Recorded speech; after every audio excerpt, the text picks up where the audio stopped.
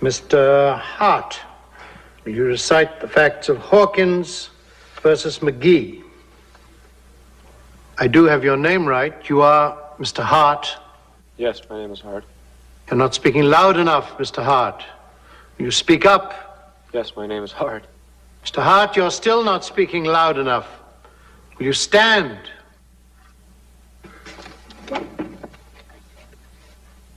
Now that you're on your feet, Mr. Hart, maybe the class will be able to understand you.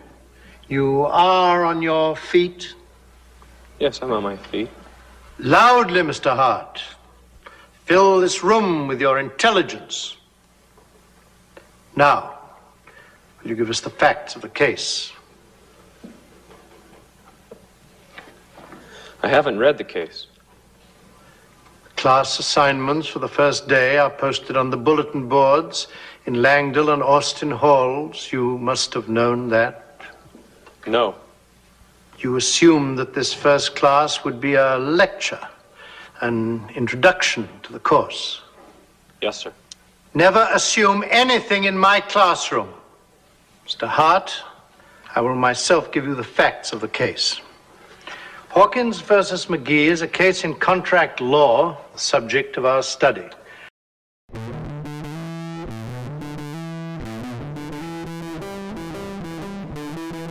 Hey everybody, welcome to another edition of American Rambler. I am your host, Colin Woodward.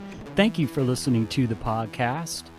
On today's show, I have author John Jay Osborn. He is the author of the classic novel The Paper Chase, which was made into a movie in 1973, starring John Houseman. You might have seen that. It's one of my favorite movies, the best movie that I have seen about school in general, and especially about grad school. So John and I talk about The Paper Chase and how he wrote that as he was winding up grad school at Harvard.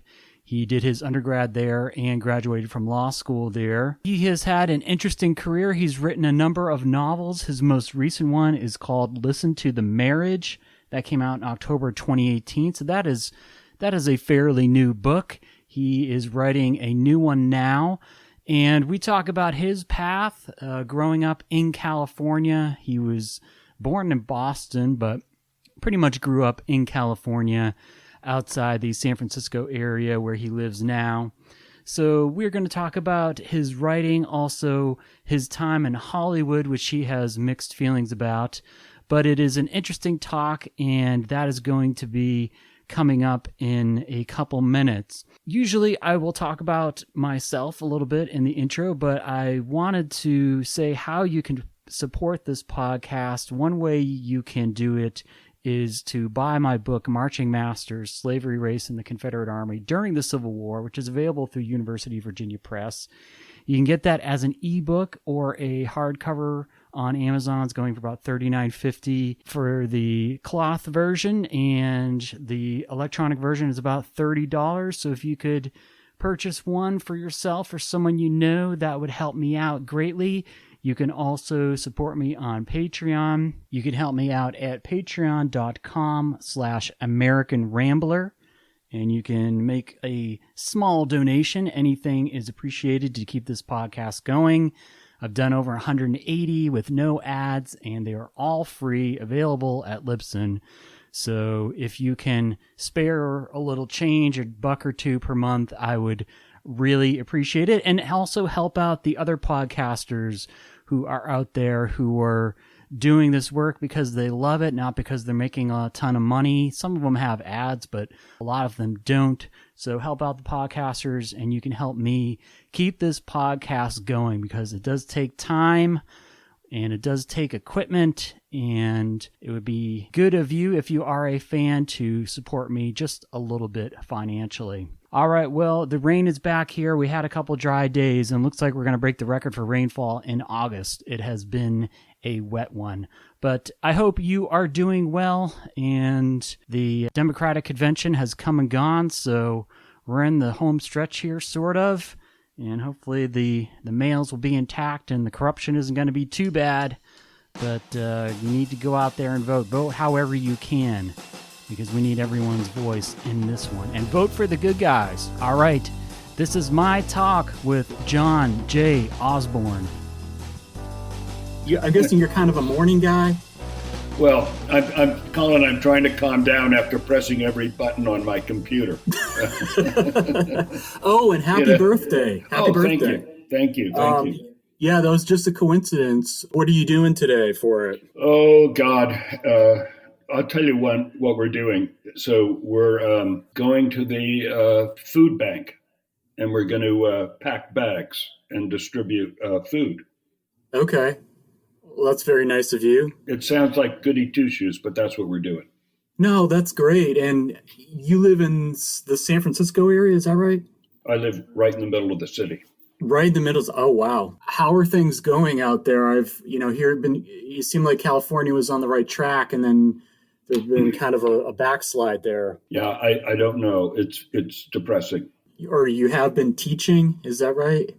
Well, I was a law professor for 20 years at the University of San Francisco, and then I retired 2 years ago. Okay. And have you been, your last book was 2018, so I'm guessing you've been doing some writing. Yeah, I'm working on another book.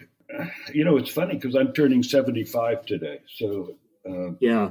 Do you feel 75, or do you still feel like you're about 25?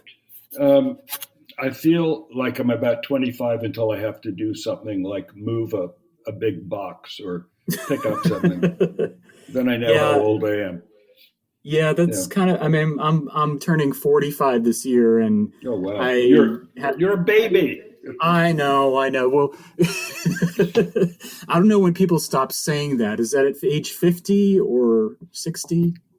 Well, I think it's all relative.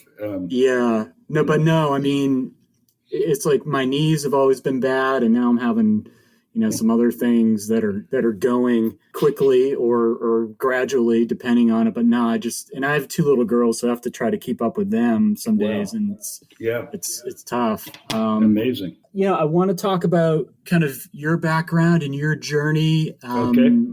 I know you from as the author of The Paper Chase, but I know you've written other books, and you started pretty young in your writing career, which was, when I first started researching you, I had an idea when The Paper Chase came out, but I didn't know that you were essentially writing it while you were in law school. That's right?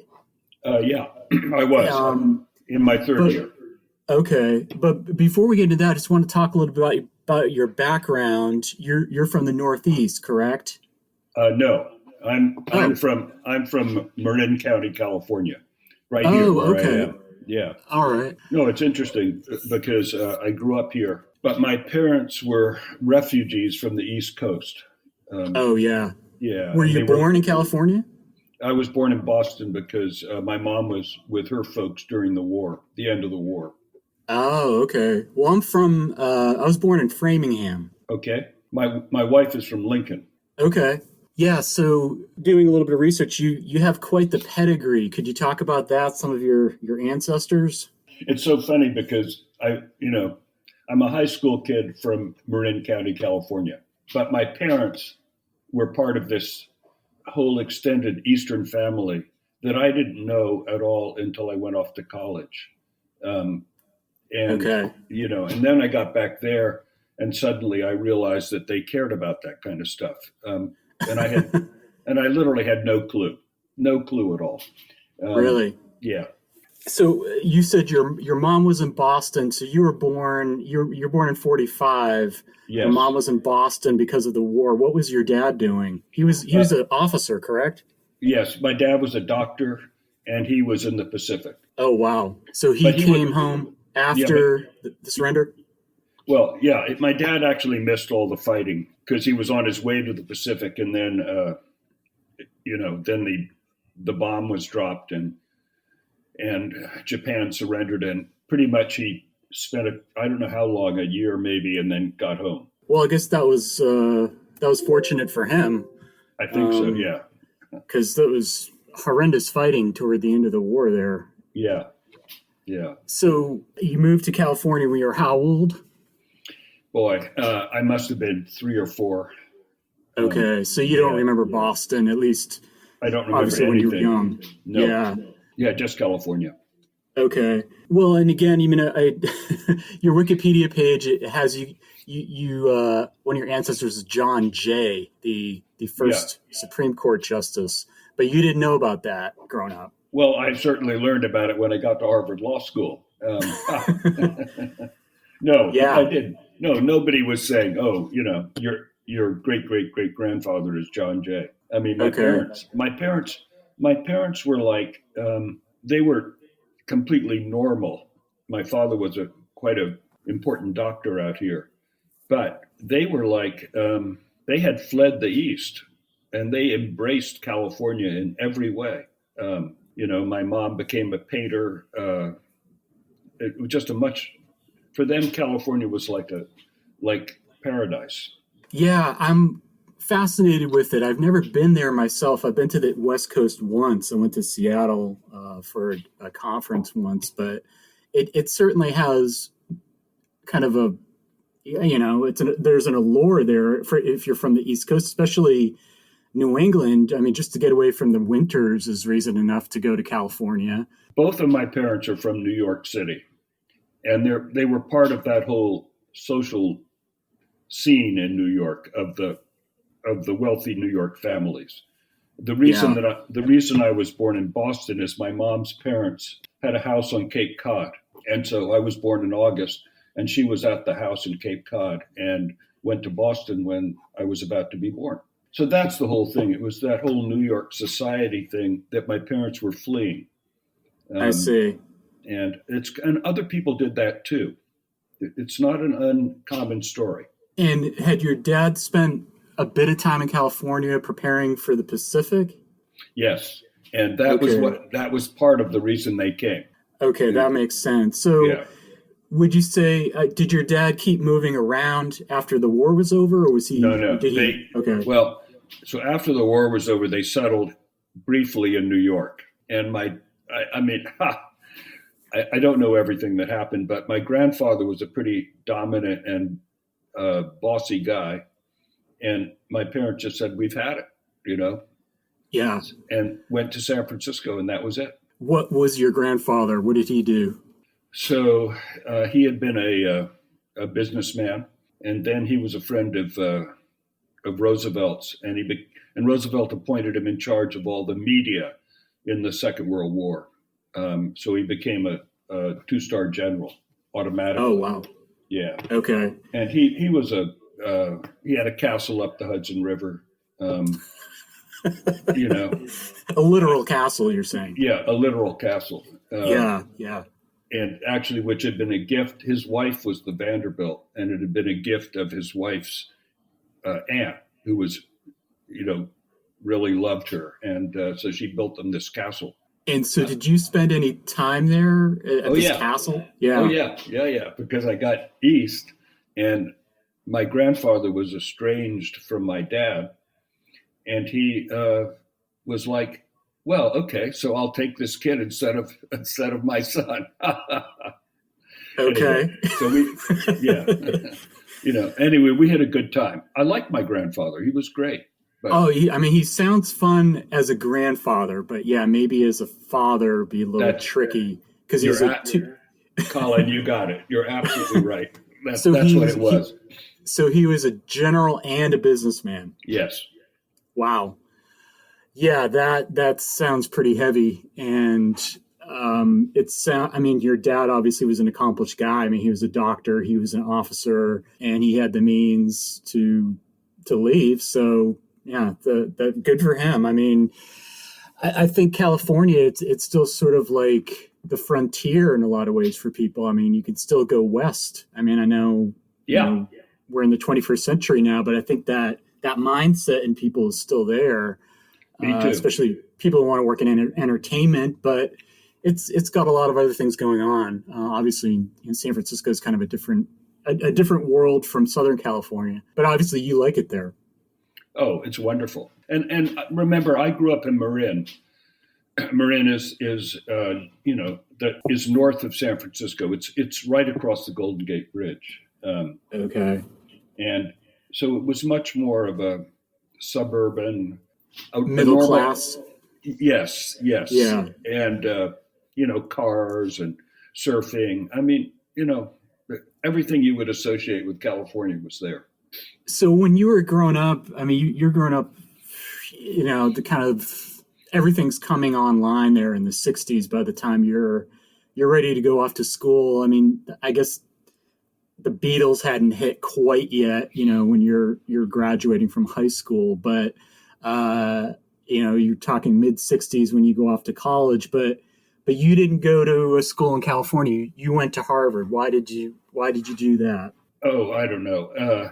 Kennedy had gone to Harvard. Okay. I won a prize. I won something called the Harvard Book, which they give to high school students who they think will be who exemplify Harvard. So I had all of that going, and I wanted to see what it was like, And Yeah. I have to say it's kind of funny, but my dad was like, "Are you sure you want to go east?" He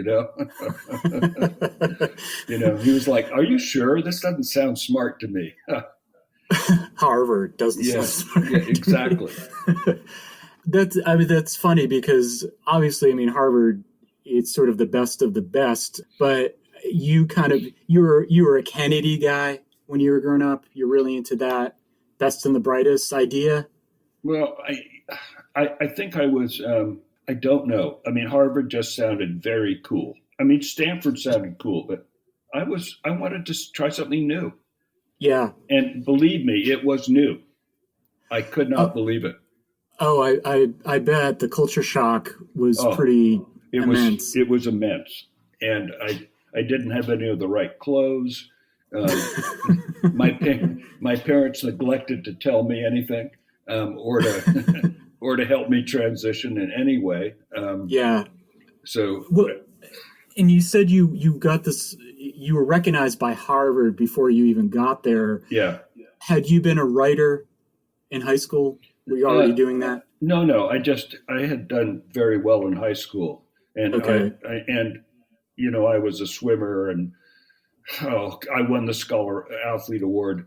I was president of my class. I mean, so they give one kid in every high school this award, and the idea is to get them to go to Harvard.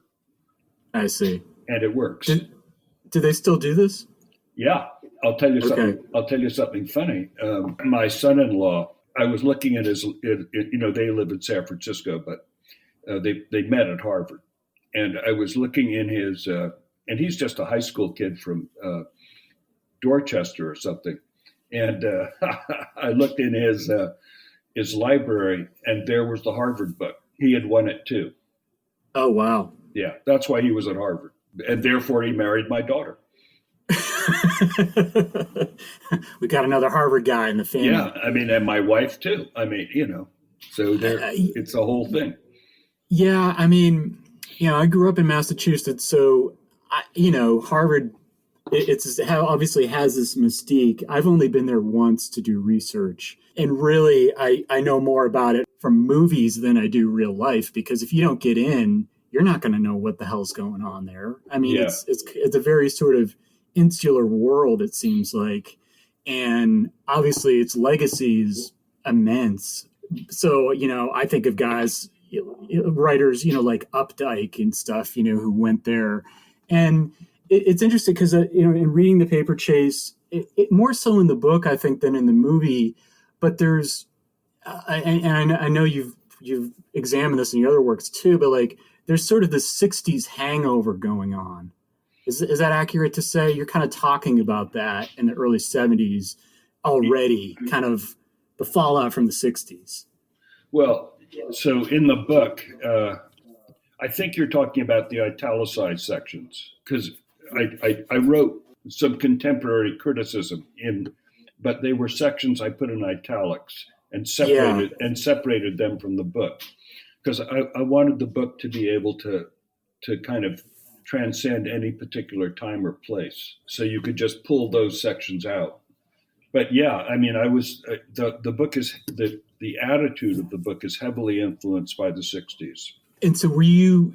I mean, how deep were you in it in the 60s? I mean, I don't know what Harvard was like. Obviously, places like Berkeley, everybody knows about the counterculture and everything. Yeah. Kind of how's the culture when you got there? Well, look, I mean, I was definitely not a counterculture guy. Okay. I mean, look, I was an ordinary guy from Redwood High School in Marin County. And, Okay. I had I mean, come on. I wasn't going to become a radical, Anyway. I guess they don't go to law school, right? Well, they do. And They many do. of them did, sure. But Yeah. it just wasn't me. It's very funny. The attitude was, and this I did reflect, why are these professors treating us this way? And Yeah. that was a very 60s attitude. It wasn't like, oh, they can do whatever they want. It was like, no, they can't. They shouldn't be doing this. This is wrong.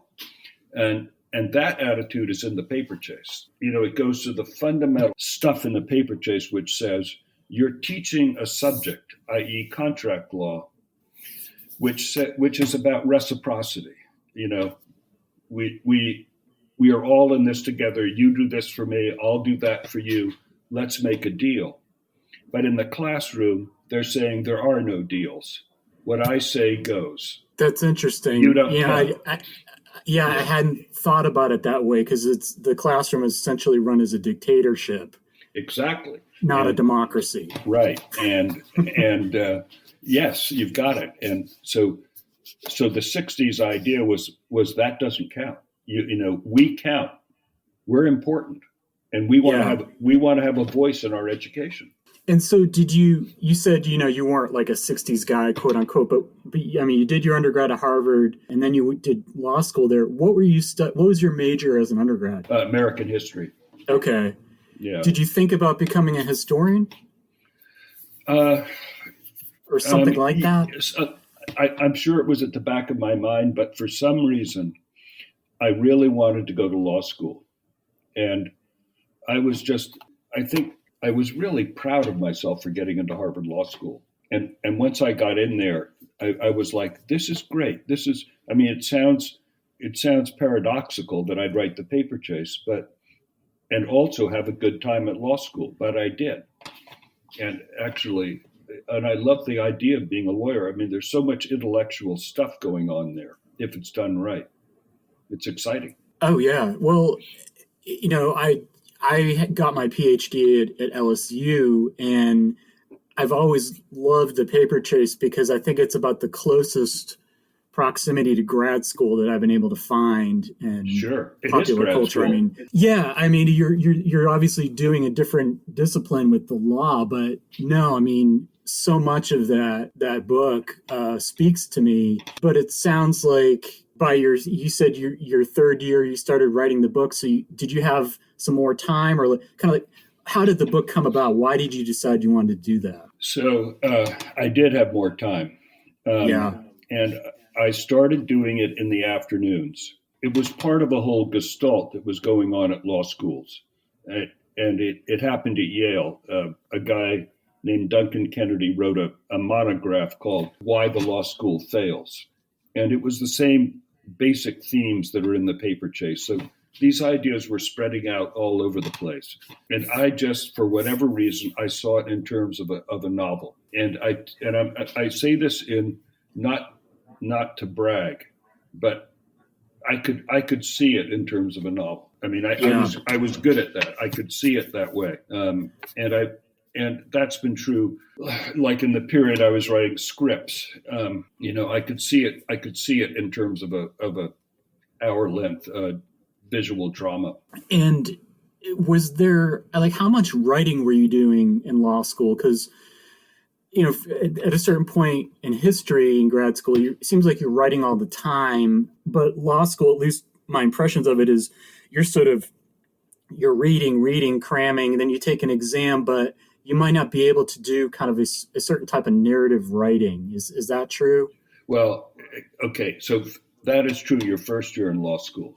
But after that, when you have the option to choose your courses, then you do a lot of writing. And I did, but it wasn't the kind of writing I was doing when I wrote the paper chase. And I don't have a good answer for why I decided to express those ideas in a novel, but it just came very naturally to me.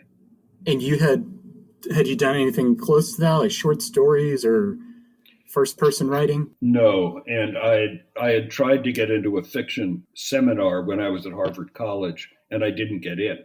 So I just didn't do anything until I got to law school. And then, and I saw myself as a lawyer, and I saw myself as a guy who wanted to become a law professor. And, but then this other thing happened. Well, in reading the book and reading your introduction, it was I like the way you were able to sort of condense the novel in a way, talking about Hart, his characters is kind of looking for a transcendent experience. I think that's how you describe it. Yes. And I understand that as a student, because being a student is one of the few things I've been really, really good at. And I've kind of been in that mindset at certain points when I was in school. Was that how you were, or not so much? So I don't quite understand what you said. You have to give it to me again. Oh, sure. Well, were you Hart? Were you looking for the transcendent experience? Yes, I was.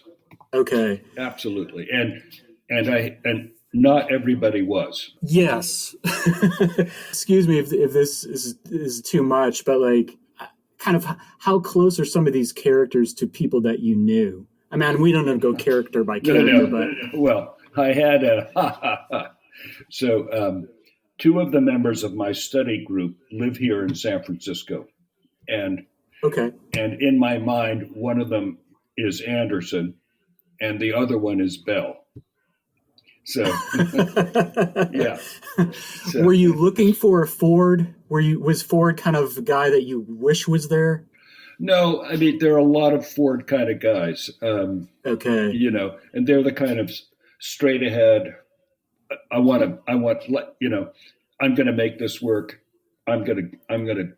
It's all going to work out for me. But I'm not going to obsess on anything. Yeah. And the kind of guy you wouldn't mind having as a friend. Yeah, he's sort of the reliable one of that group, and which made me think about the last names. I mean, obviously Hart. I mean, again, if this is your intention, he's got a lot of heart. Yes, exactly. Not very subtle. No, but some of the other ones are a little trickier. With someone like Bell, I don't know. Is there an intention there with that name? So one of my roommates my freshman year was named Bell, but I see. But I had this idea that I could use that name in the classroom, and in fact I did in the end. So that was part of that. The other ones are really, I mean, I thought very hard about their names, but they're not. They don't have a direct correspondence. I mean, Ford was kind of. I saw him as a Ford automobile. It's going to start. Yeah, it's going to start. It's going to work. Okay, that's what I was thinking, and I mean, I don't know about the other ones, but yeah, sort of like Anderson. Again, he's sort of a straightforward, prepared dude with a common name. But Anderson is a total nerd. I mean, he is like he has obsessed on winning law school at all costs. And he does. I mean, he knows everything. Yeah. But I think with Bell, I mean, how can you not have a character called Bell? And you know what I mean? He's going to get run at some point. You just do. Yeah. And that's Houseman makes that joke in the movie at one point. And in the book. Right. I love these characters because they are so well defined, and they do remind me of people that I knew in grad school. I mean, I didn't know anyone who's quite as downtrodden and desperate as Kevin Bannister is, but there are people who drop out after a year. You never hear from them again. Especially in the age before Facebook, you didn't know what happened to people. Right. So no, this is very familiar to me. And I also love the fact that everyone kind of calls each other by the last name.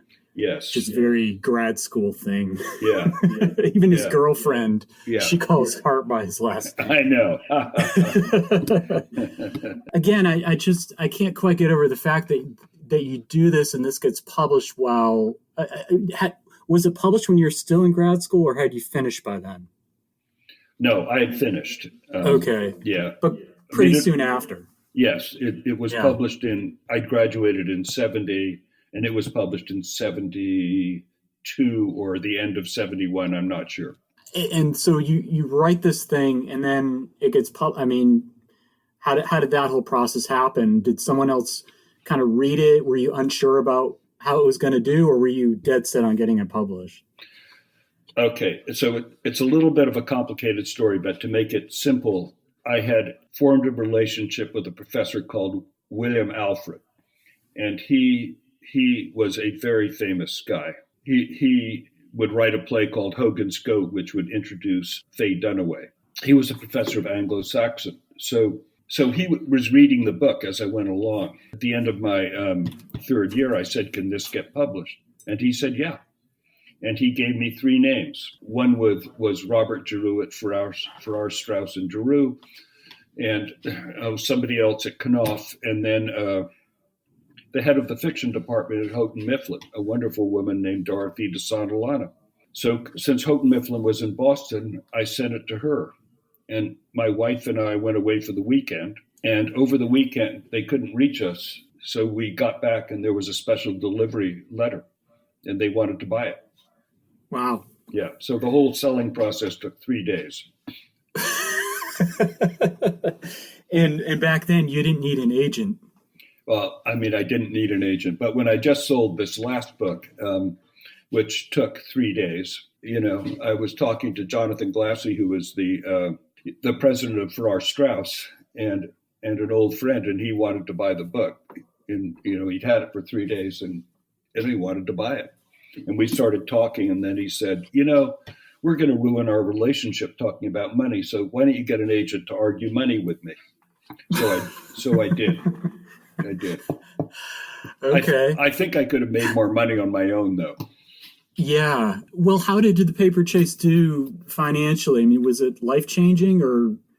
So the paper chase was a book that was very interesting. It wasn't life-changing, but it was like it got no publicity, nothing.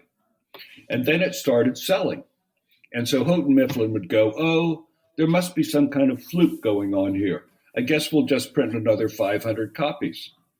And then, the next month they go, "Oh my God, this book, we sold out those copies. I guess we'll print 1,000 copies." So, and then they'd go, "Oh, there must be some accident here. Let's make sure we're actually getting accurate figures here because we seem to have sold out those copies." Yeah. And so this went on to a year, and finally they're going, "Oh my God, we just sold 10,000 copies in a month. I mean, this is ridiculous." Anyway, wow. So it wasn't like, "Oh my God, you've got a huge hit." It was like a whole year later, after it was published, they wake up and say, "Oh my God, this book is really successful."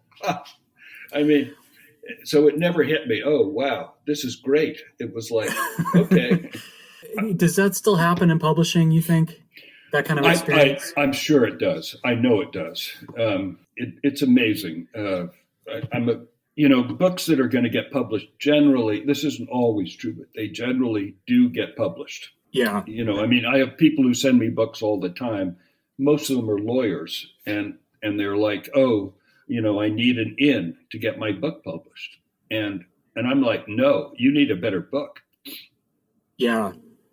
Well, I've talked about that a lot on the podcast. I've talked to, academics as well as people that have, done freelance or gone through trade presses and everything. Yeah. Kind of what's your advice to writers? I mean, you just said write a good book, but, beyond that, do you have any advice to give? I don't really, because you've got to realize that at any publishing house, there are going to be these young guys right out of college who want to make a name for themselves. And what they're doing is reading the manuscripts that come in. and they want to hook themselves to a manuscript that's going to suddenly become a very important book, so that they can rise in the field. Yeah. So there's no secret there. Yeah. They will read your book. I mean, the agents want it to look like it's a secret, like only, yeah, they do. Yeah. Like only Yeah. they can get their book into the publishing house. That's not true. If you've got a good book, it's going to get published. I'm sorry, but it will. Yeah, no, I understand that. And I kind of feel like people have been talking about the death of publishing since publishing has existed.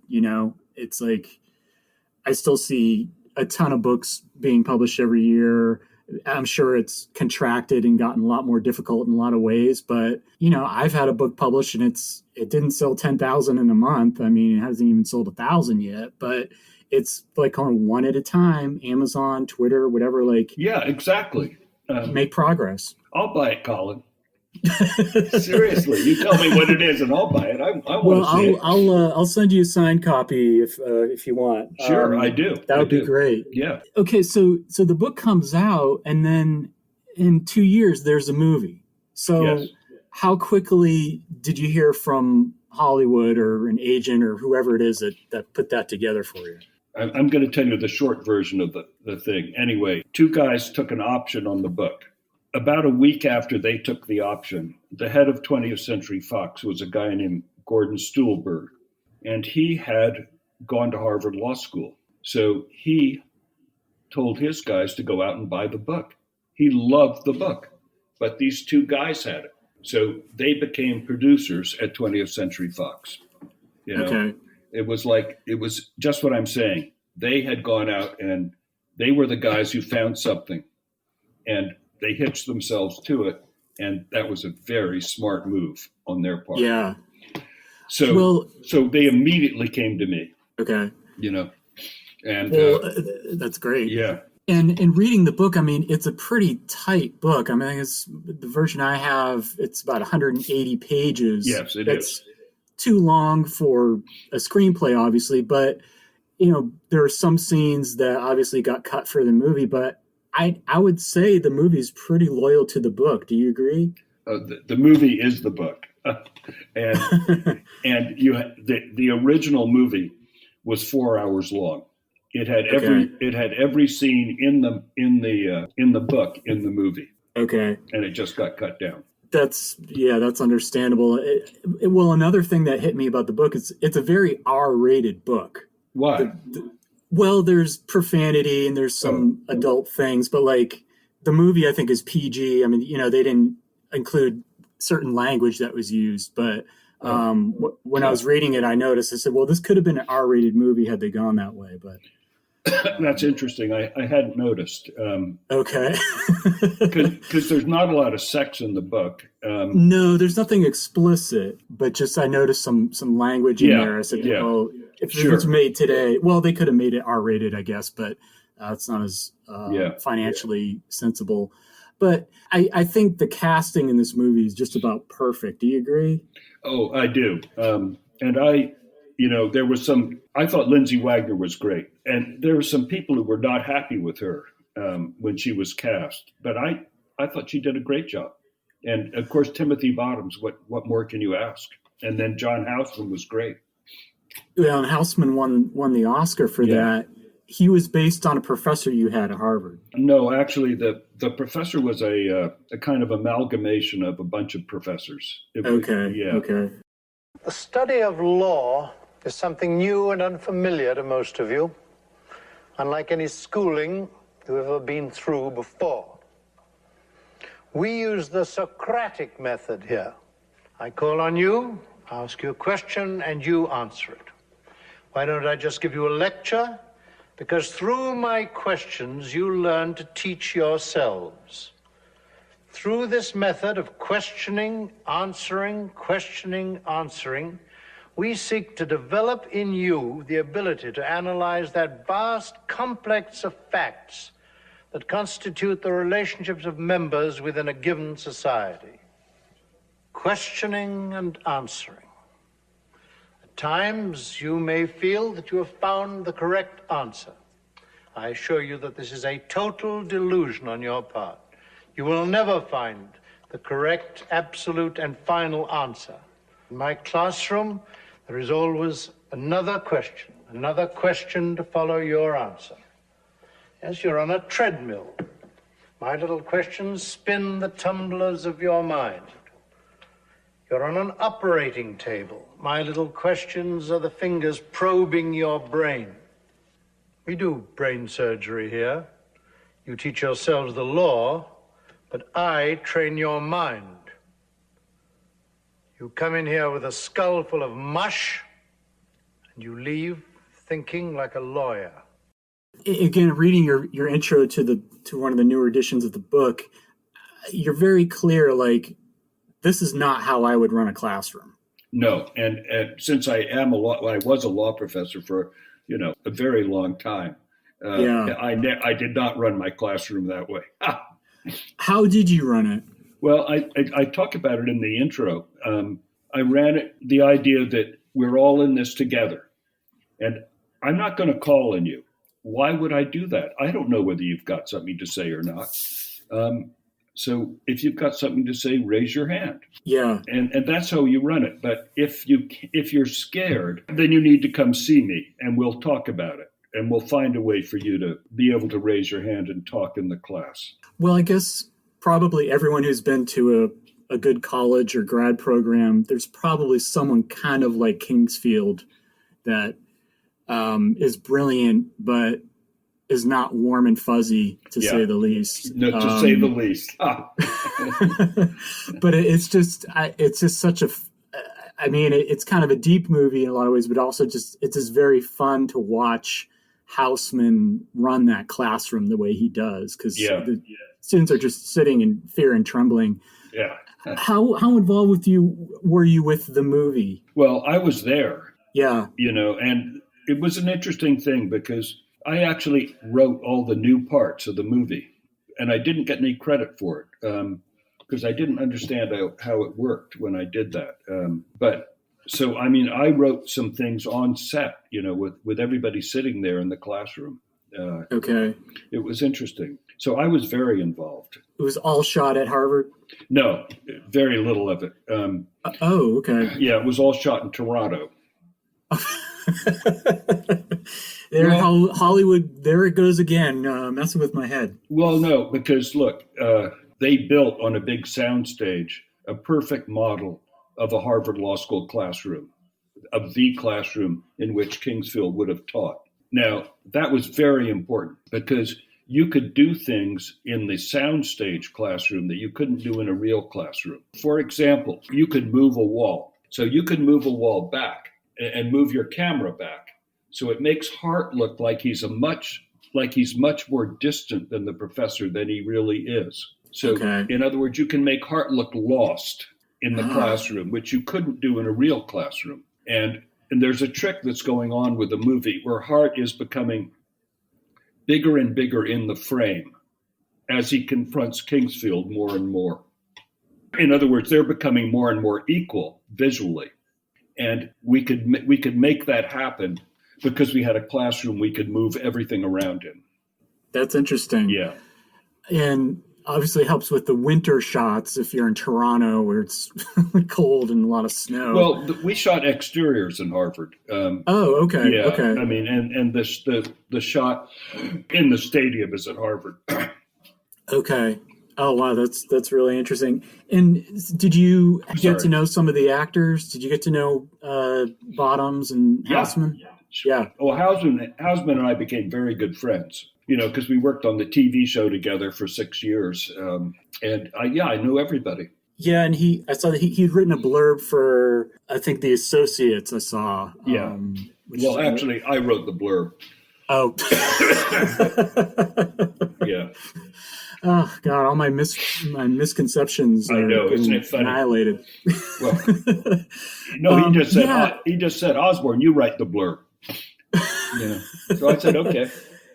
What kind of, I mean, I don't know much about him. I mean, he's one of those guys, like, they just don't really make him like that anymore. He knew Orson Welles and everything, right? Yes, he did. Yeah. So he had more of kind of a theater background leading up to The Paper Chase? Well, Houseman had several careers.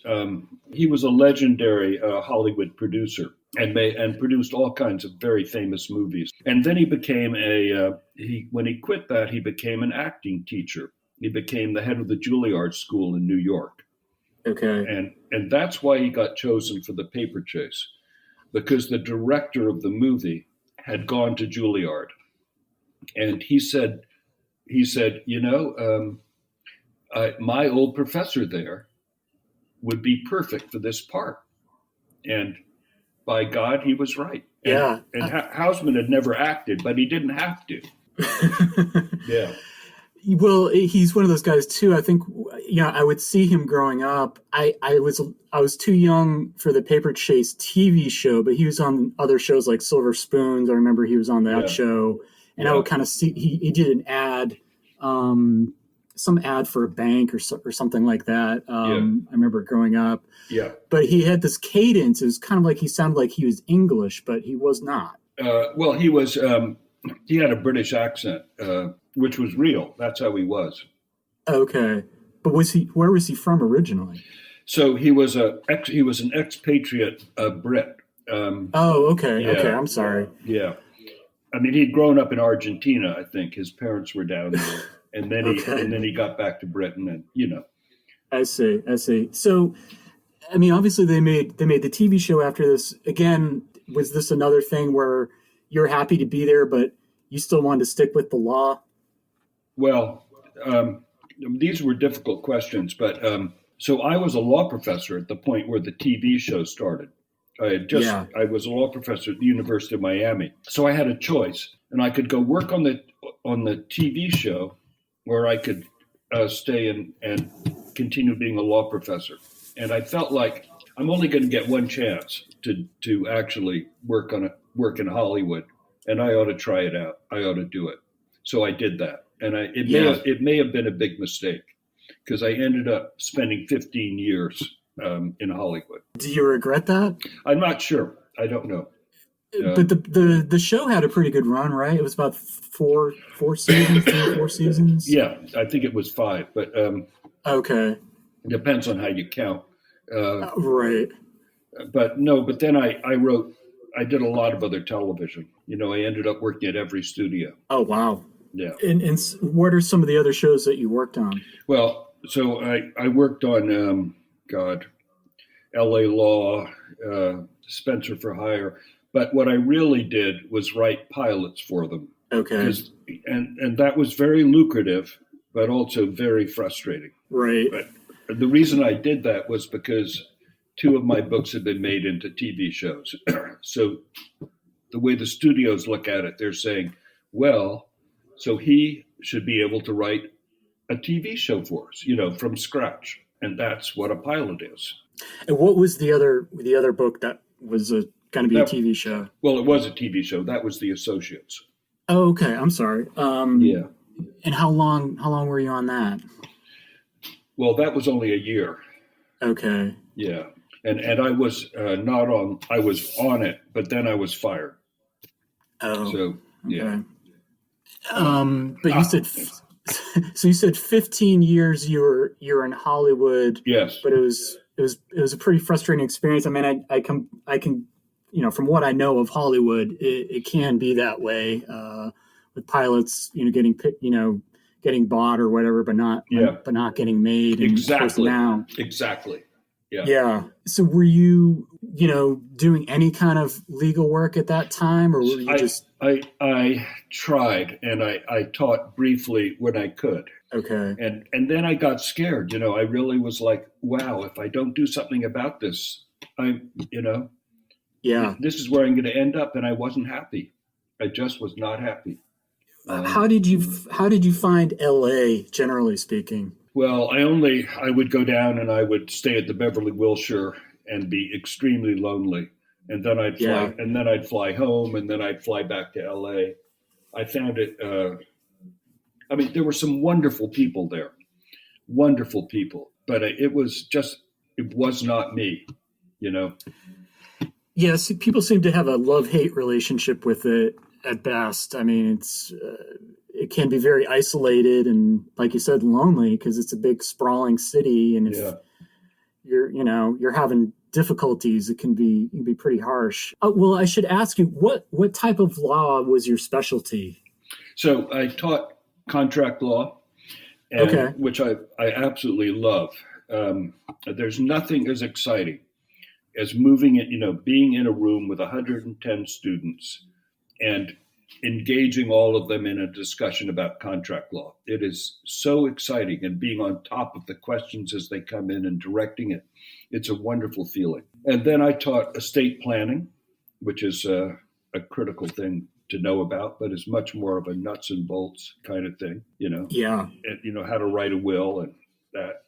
And, I taught a course I invented called Law and Literature, which was fun. Oh, wow. Yeah. So, like, the cases that they're talking about in the paper chase, are those all real cases? Yes. Okay. Because some of them are, obviously they're very interesting cases. Well, I take that back. A couple of the cases I invented, but most of them are real. Most of them are real. So, okay. Yeah, they're fun. They're fun to hear about. And I've always found the law interesting. I never thought seriously about going to law school, but obviously there's a lot of crossover in American history with the law and vice versa. You said, so you're in Hollywood for about 15 years, then you go back into teaching law full time in San Fran? Yes. I mean, it was not easy to make that transition. It wasn't like every law school was saying, "Oh, great, come back." They were like, "Wait a minute, what have you been doing?" "Well, I've been working in Hollywood." They were like, "Well, that doesn't help us." Yeah.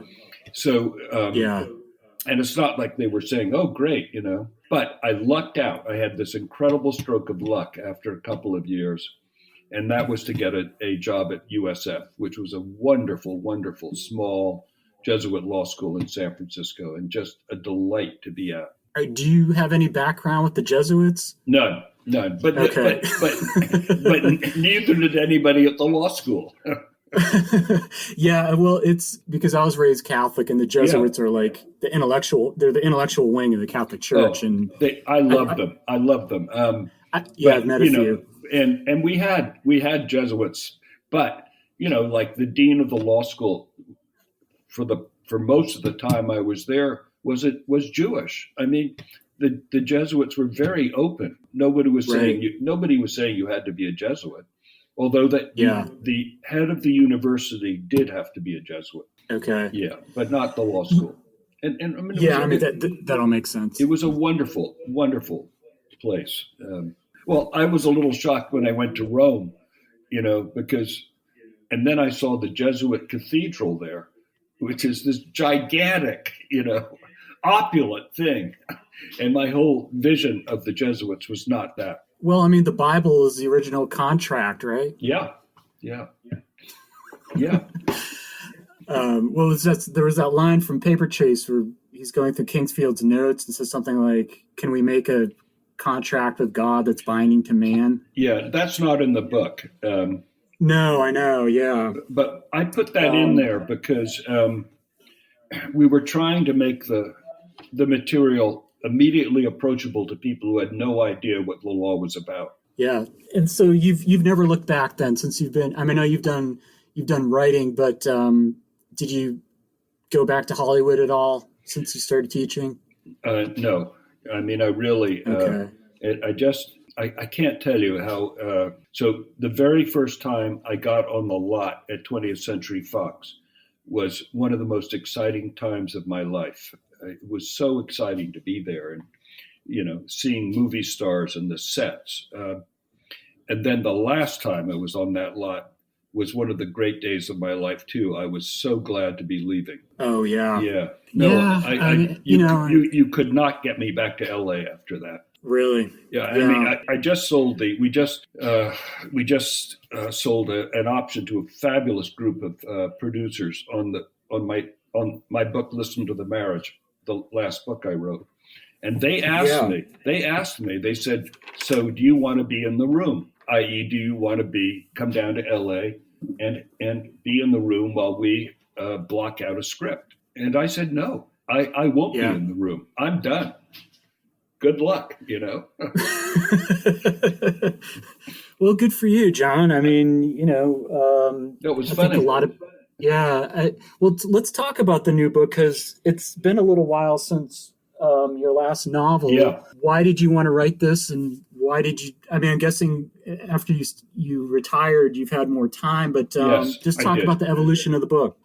So actually, when I was in Hollywood, it put a lot of strain on my relationship, on my marriage. We luckily had a fabulous marriage counselor, and if we hadn't had that marriage counselor, I think we would have gotten divorced. Because, it just was not good to be down in LA, at the Beverly Wilshire Hotel for weeks on end. This is not good for your marriage. Right. But we had this fabulous marriage counselor. And so I had been wanting to write about that for a long time. I'd been wanting to write about the lessons that we learned. So hence the book. Okay. Yeah. Now, I should have asked this earlier, but I mean, you've done a lot of writing. Who were your guys growing up, or who were the people that have influenced your own particular type of writing? Boy, it's a good question. So I think I was misguided early on by thinking Hemingway was as great as he was. Oh yeah. But then I kind of wised up. I would say that the biggest influence on my writing, believe it or not, is Jane Austen. Every year I reread Emma. Interesting. Yeah, because it is just so beautifully constructed. Every lesson for Hollywood is in Emma, Yeah. And that's what made Clueless such a great movie, Really. I mean, I'm not. Yeah. They did not change the book. They set it in LA, but they didn't change the book. That's interesting. It blocks out exactly like the book. Do you think being a lawyer and going to law school helped your writing? Only in the sense that I didn't become one of those guys who obsesses about being literate, I mean, Yeah. And I'm so glad I didn't have to depend on it to make a living. Oh, I know. I mean, I've talked to people who've written a lot of books, and it sounds like if you're not married to someone who has healthcare benefits, you might be in a lot of trouble. Exactly. And so I was. Now, that's different, remember, than working in Hollywood, because Hollywood, you do get paid. Right. And you get paid well. They just make you earn your money. Yeah, I bet. So in writing this book, again, like you're just going through some personal stuff you felt like you needed to write about? Well, no, it had been sitting in the back of my mind for 20 years. And it had been there. And then I finished the law school, and suddenly I saw how to write it. A lot of writing a novel is understanding how the book is going to work. And I had always thought that the book was focused on the couple, the man and the wife who were married. And suddenly I realized that the book, the point of view of the book was the marriage counselor, not the couple. And that made the whole book work, because then you could see the marriage counselor having ideas and trying them out on the couple. And the marriage counselor could think about what was happening. Did this work? What's really going on? And that made the book suddenly an exciting thing for me, because, it's not the story of the couple getting together. It's the story of the marriage counsel teaching the couple what they need to know to get together. And it takes place in the therapy rooms entirely. The whole book is in the office, is in the therapy room. Yeah, that's it. And that was another one of those sudden realizations. I mean, I was like, oh my God, I don't need anything except this one set, I mean, really, that just made it work for me. I mean, I thought that was great. Yeah, well, you pared it down to kind of an essential setting. Exactly. And the essential stuff that I wanted to talk about. And it's a trick. There's a trick in the book, because, the couple's talking about all these things like affairs that they've had, cheating on each other, all this soap opera stuff. But suddenly at around a third of the book, the reader should suddenly realize none of that matters. This book is not about that. It's about what happens in this office. And the story is what is happening in the office, not the other stuff. That doesn't count. Well, that's interesting. So have you been married a long time? Well, you said going back 20 years. How long have you been married? I have been married 52 years. 52 years. So Yeah. that's a long time, but I would say that was a pretty good long time for a marriage. Yeah. you've held it together. And again, like, I don't want to get into the whole giving advice business, but you went into marriage therapy. I think that's kind of a brave thing. I think a lot of people are probably scared of it. Oh, it transformed our life. I mean, I did not know what my wife was saying to me until I went to marriage counseling. And I was like, oh, wow. And after a couple of years, I was like, oh my God, that's what you meant, Boy, I'm glad I understand that now. Well, because I think a lot of people, they figure if we're in therapy, it's over. That's a huge mistake. If you're in therapy, it's the beginning. Well, I think that's, again, a lot of people, they kind of have a fear of therapy generally because it's like an admission of, I can't handle this anymore. It's almost like going into AA. It's like, I have a problem, but I don't want to deal with it. Okay. I think going to AA is great. I mean, come on. Look, I know. I mean, how do you want to live your life? Do you want to fully experience it, or are you just going to, kind of sit back and let things happen to you? I mean, I have to say, so with our therapist, we were there 4 years, and she says, I think you guys now you need to try it on your own for a while. And we were like, no.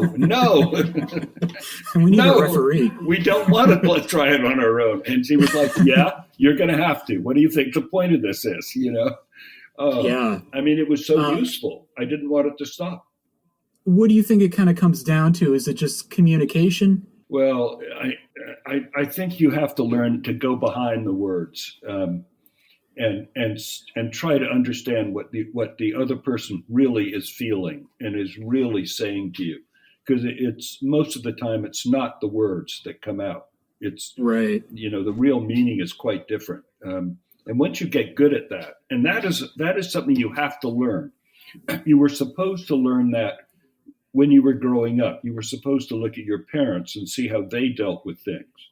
And then you would pick up on that, and then you would be able to apply it in your own marriage. But that isn't what happens. It turns out your parents are terrible at it, or your parents got divorced, or your parents fought all the time. So you don't have the skills. You just never learned them. And a good marriage counselor teaches you those skills. And it's just like learning anything else. You learn them, you practice them, you repeat them until you get good at it, until finally it becomes second nature. And I tell you, if it's good, if you do the work and it's work, it will transform your relationship. And you have children? You have a couple children? Oh, yeah, no, we have 3. Okay, yeah. So was there kind of a period before the kids grew up and moved away where maybe some things weren't getting dealt with in the marriage? Oh, yeah, completely. I don't know. Yeah. Oh, yeah. No, I mean, look, we had to redo everything. I mean, I could not have kids and continue to live the way I was living. I mean, I had the kids and I couldn't live the way I was living. But it sounds like they've done pretty well. Oh, they're great. Yeah. No. And luckily, this all happened when they were, young enough. But no, they're all great. They have kids. Remember, my wife is a doctor, and she was a very good role model for our daughter and actually for our sons too. She was not a pushover. Anyway. Well, that's well, it's funny. I saw something on Twitter the other day. Someone was asking, what advice did you get that maybe wasn't so great before you got married? And I can't remember getting any advice before getting married, honestly. I mean, I can't either. It's kind of like parenting. You just sort of, you dive in and sink or swim. Yeah. It's amazing. I got no advice either. You hear things about marriage, but it's not necessarily advice. You hear good things and bad things. Yeah. No, I mean, it's certainly a different landscape than a lot of our parents grew up in or grandparents or whatever. And I'm kind of from a part of the country where people don't get divorced the way they do in other parts. So that kind of has its own baggage. So what was it were you a little scared in writing this book because it's been a while and it's kind of a very personal book in a lot of ways, or did that not bother you? It didn't bother me at all. Yeah. I mean, and I have to say that's never bothered me. Yeah. And, I mean, my wife was reading the book every day.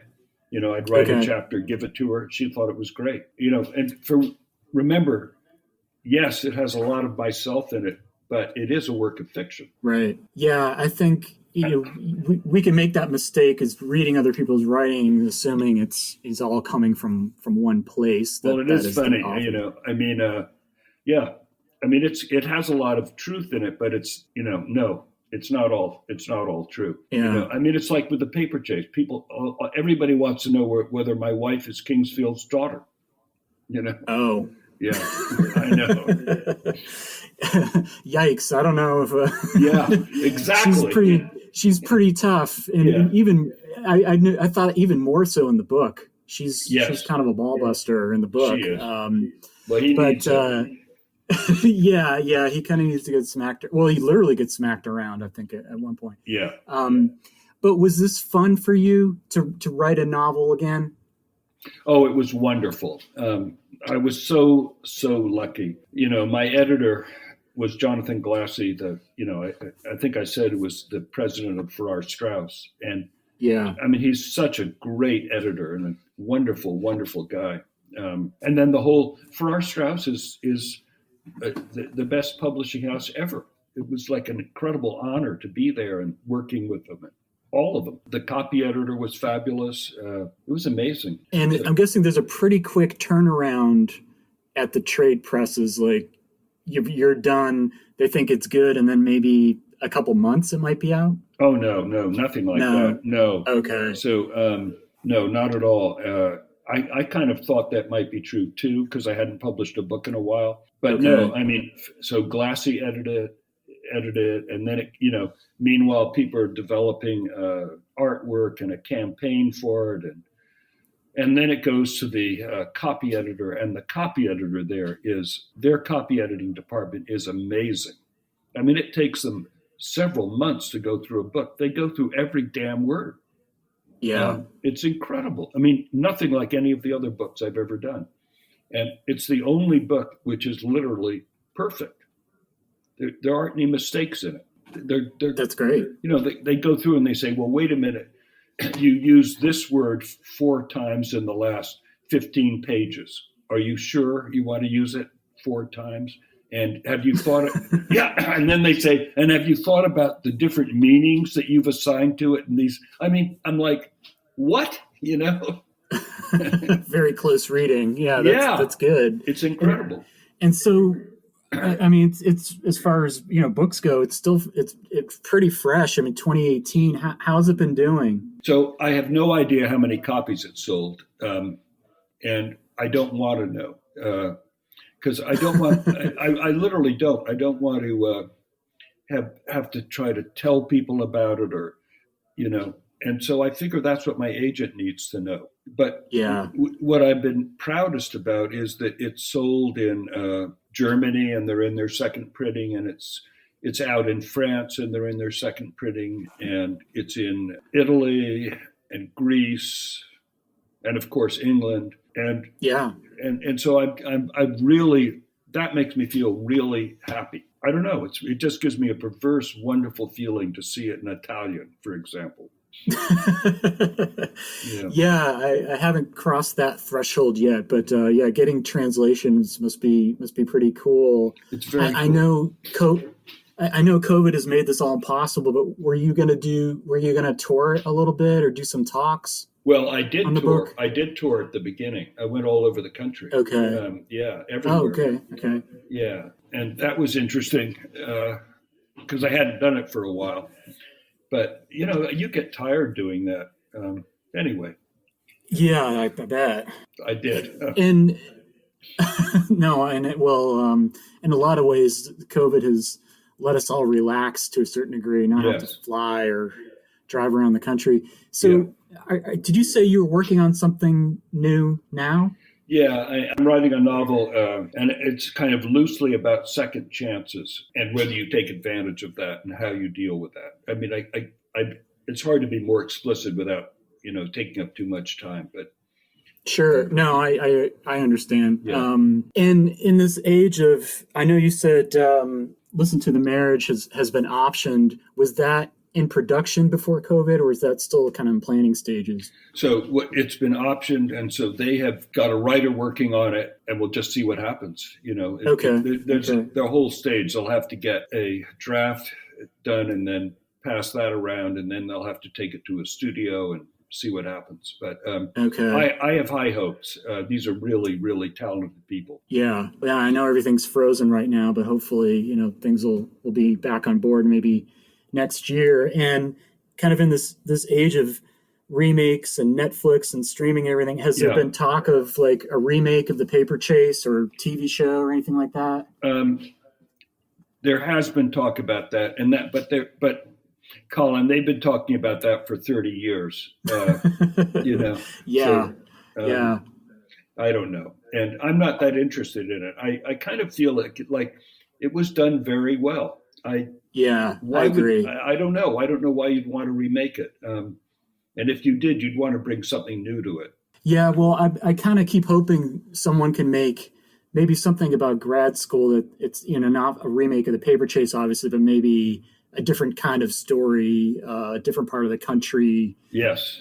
Different discipline, and kind of see how people kind of deal through that trauma, if I call it. Absolutely. But you're in there a long time, so it certainly can be a struggle and leaves an impression. But John, I really appreciate your time. I think that's all the questions I had. Okay. I just want to thank you for talking with me. Colin, thank you. I've had a wonderful time. And that's great. And your questions have been great. Great. That's great to hear. And wishing you all the best out there in San Francisco. And hopefully next time we talk, things will be normal. Okay, Colin. Wonderful. All right, that was my talk with John J. Osborn. I hope you enjoyed that. Check out John's books. You can get The Paper Chase online. Also check out his new one, Listen to the Marriage. Came out in 2018. It is going for about $8 hardcover on Amazon, the Kindle version, $10.99. So read one of John's books, help him out. You can also help me out. Look for my book, Marching Masters, Slavery, Race, and the Confederate Army During the Civil War, available through University of Virginia Press. And I don't have much more to say. I have a bunch of podcasts I need to go back through and edit. So I'm going to keep this short, but I will be talking with you soon with a new guest. You can follow me on Twitter. I will be talking with you soon. Take care. Bye.